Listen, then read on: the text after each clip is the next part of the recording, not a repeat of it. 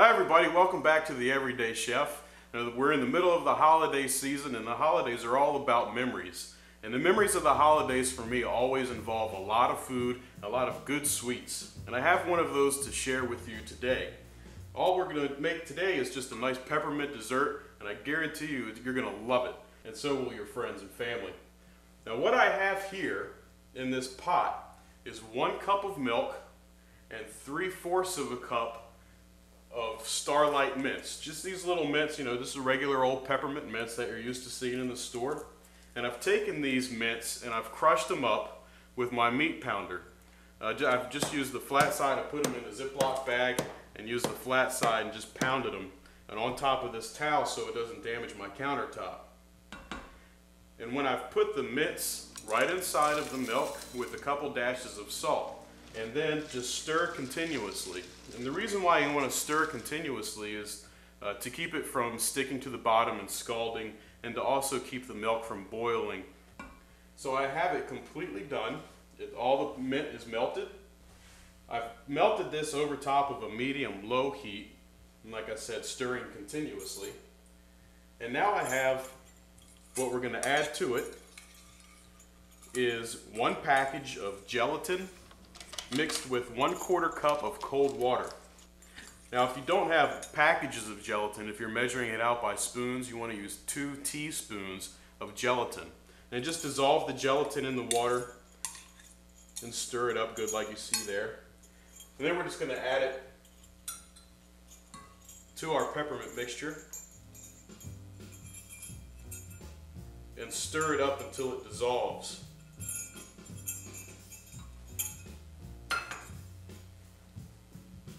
And this is the longest part of making this dish, is waiting for this, because now, once all the gelatin has dissolved in the milk and peppermint mixture, you want to let it partially set.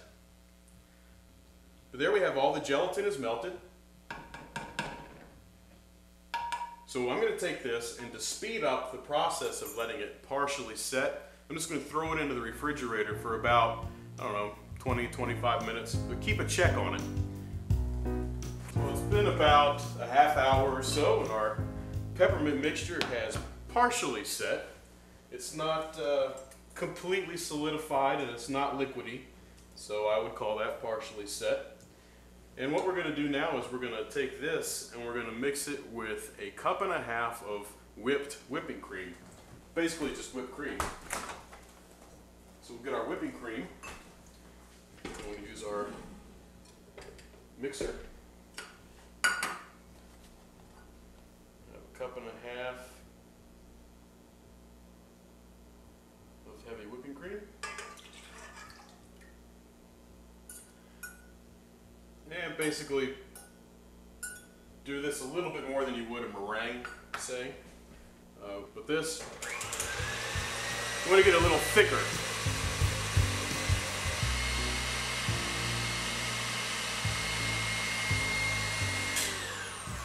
Now you want to be sure you keep an eye on this, because if you let it go for too long, you'll get more like a butter right out of that. Then we're just going to add our peppermint mixture right into it. And I'll take this off because I want to show you, if you just want to fold it in. So we're going to dump all the peppermint mixture right into it. And if you have a hand mixer, that's certainly fine to use, or if you do it by hand, more power to you for making whipped cream by hand. Then you just fold it in. If you're going to fold by hand, you want to be sure you just come over the top. Just make just a nice smooth motion over the top. Don't stir it, because that'll make the whipped cream fall and basically just go right back into the liquefied state. So what I'm going to do though is I'm going to put this back on the mixer. Get all the cream off my spatula. And just turn it on a low speed or a folding speed, and just let that mix well.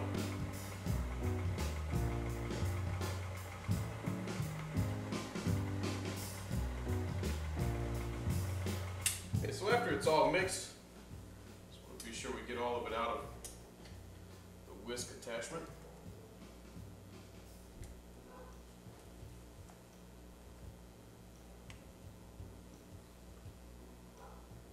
So simple. Now, that's all there is to that. And now we're going to plate it up. And the reason why I have my meat tenderizer or meat hammer here is we're going to be using some chocolate wafers. Just regular old chocolate wafers you can find in the store. Sometimes you might have a little trouble finding them, so take a while to look around. But I have some in a Ziploc bag. I have 5 or 6 in a Ziploc bag that we're going to actually crush up and use to top over everything. But what we're going to do is just layer our dish. This is a regular 2-quart glass dish, and you can certainly use a larger dish. This amount of mixture will be fine for that. You would just need more chocolate wafers, obviously. But just line the dish with the wafers. These wafers are sort of rounded on one side and flat on the other, so I'm putting the flat side down. We just drop them in there like that. And then plain and simple, we just take half of our mixture and dump it right on top of the wafers.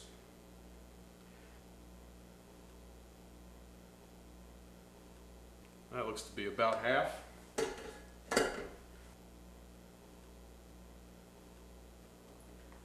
We'll just spread it out.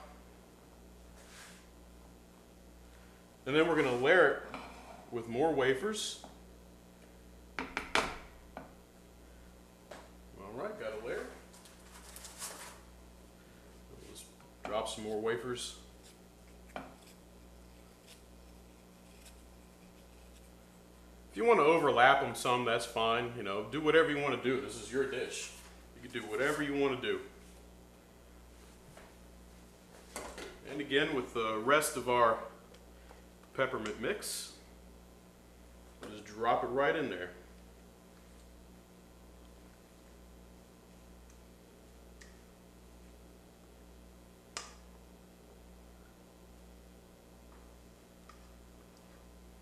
That's really all there is to this. I mean, the hardest part really is waiting for the gelatin to solidify.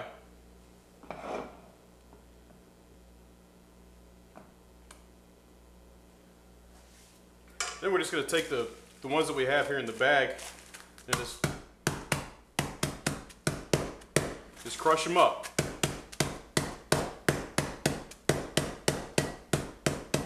However big or small you like. And I just take them, I just dump them right out of the bag.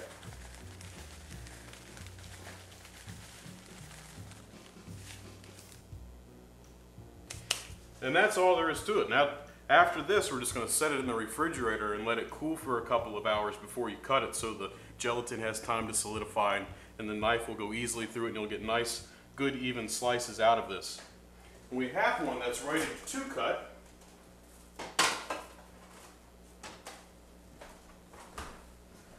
The finished product. Move all of this aside and we'll grab a plate and a knife. And we'll cut a slice. I have a little spatula here that I have found is excellent for these type of recipes. So we just cut it.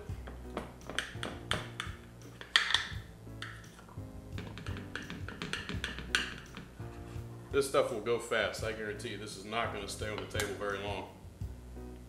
We'll just throw that in there. And we'll just scoop out.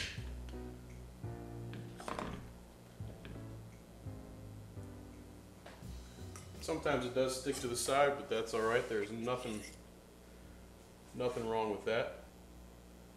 Well, if you want to garnish it up a little bit, add a little something to it. Maybe grab a candy cane, throw that on the plate. Maybe a little piece of greenery. And there you have it. A fantastic peppermint dessert that will not last long, I guarantee you that. Folks, thanks for watching The Everyday Chef. If you have anything that you would like for me to make or any questions, feel free to email me at the email address listed below. And remember, the secret ingredient to any recipe is a dash of imagination.